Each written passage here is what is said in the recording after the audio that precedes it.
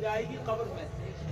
اگر نبی کا عشق سچا ہوا، لیکن میاں عشق ایسا نہیں ہوتا ہے کہ اگر بھائی چل رہا معاملہ تو بیٹھے اور ذرا سی لائٹ بھاگی تو بھاگ گئے۔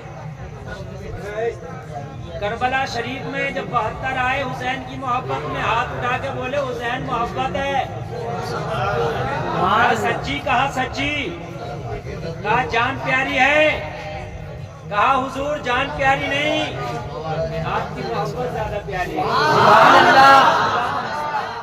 اور پھر انہوں نے دیکھا جانیں دے دی مگر قدم نہیں ہٹائے۔ کربلا سے کسی کا قدم ہٹا؟ قدم نہیں ہٹا۔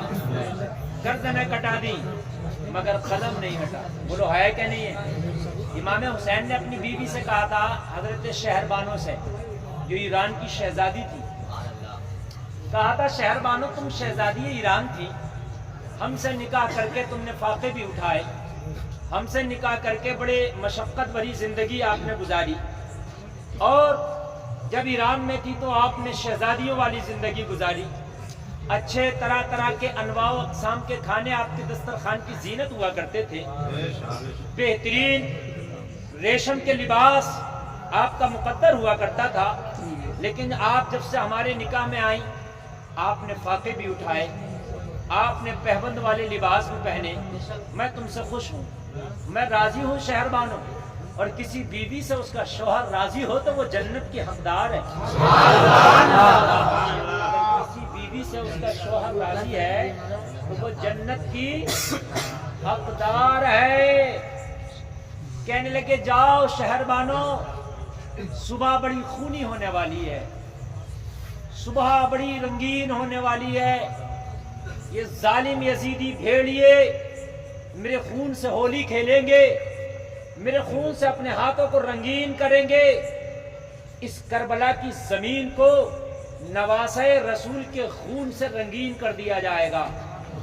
شہر بانو میں تم سے راضی ہوں، میں راضی ہوں، ملاقات قیامت میں ہوگی، میدان محشر میں ہوگی، لہذا تم اپنے بچوں کو لے کے کربلا سے چلی جاؤ، مدینے جاؤ تو مدینے چلی جانا، یا کہیں اور چاہو تو کہیں اور چلی جانا، اور زندگی گزار لو، حسین تم سے راضی ہے۔ شہر بانو کی آنکھ میں آنسو آ گئے، دامن پکڑ کے مچل گئیں، حضرت حسین کے دامن کو آنکھوں سے لگا کے بولی میرے آقا حسین ایسا نہ بولیں، میرے لال، میرے بچے، میرے بیٹے۔ شہر بانو کہتی ہے آقا حسین شہر بانو کے لال فاطمہ کے لال سے اعلیٰ نہیں ہے، اگر کربلا کی زمین پر کٹیں گے تو پہلے شہر بانو کے لال کٹیں گے، فاطمہ کے لال کی باری آئے۔ یہ عشق ہوتا تھا، یہ محبت۔ دیکھا زمانے نے، پھر دیکھا زمانے نے کہ شہر بانو کے لال نے قربانی پہلے دی اور اس کے بعد فاطمہ کے لال کی باری آئی۔ پھر ایک بات آپ نے اور کہی تھی، توجہ فرمائیں آپ، ایک بات اور کہی تھی شہر بانو نے کہ آقا حسین آپ بات اس عارضی آرام اور آسائش کی کرتے ہیں، آپ کھانے اور کپڑوں کی بات کرتے ہیں۔ حضور میں مانتی ہوں کہ جب میں شہزادی ایران تھی میرے ریشمی لباس ہوا کرتے تھے، میرے انواع و اقسام کے کھانے ہوا کرتے تھے، میرے دسترخوان پہ کھانوں کے ڈھیر ہوا کرتے تھے، میں مانتی ہوں، لیکن یہ سب چیز عارضی ہے، اس پہ دوام نہیں ہے۔ لیکن حضور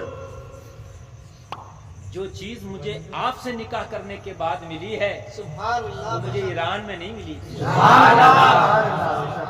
میں شہر بانو تمہیں ہم نے کیا دیا ہے؟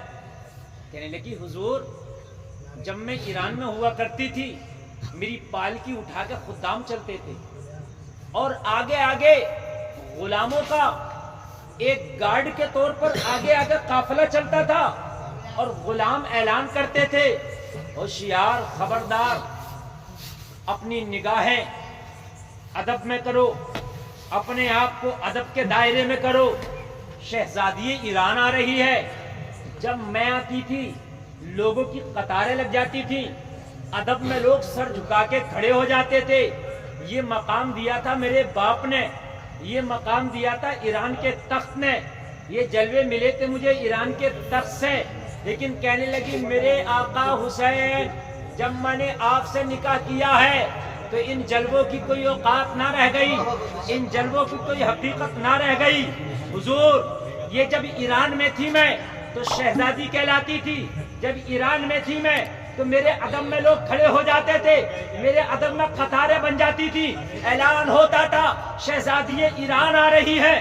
لیکن حضور جب سے میں نے آپ سے نکاح کیا ہے میرا ایمان کہتا ہے، میرا دل کہتا ہے دنیا تو دنیا اگر مر بھی گئی اور مرنے کے بعد میدان محشر میں اٹھائی گئی تو میدان محشر میں منادی ندا دے گا، جب شہر والوں اپنی قبر سے اٹھے گی میدان محشر میں تو منادی کہے گا اہل محشر اپنی اپنی نگاہوں کو جھکا لو، فاطمہ کی بہو شہر والوں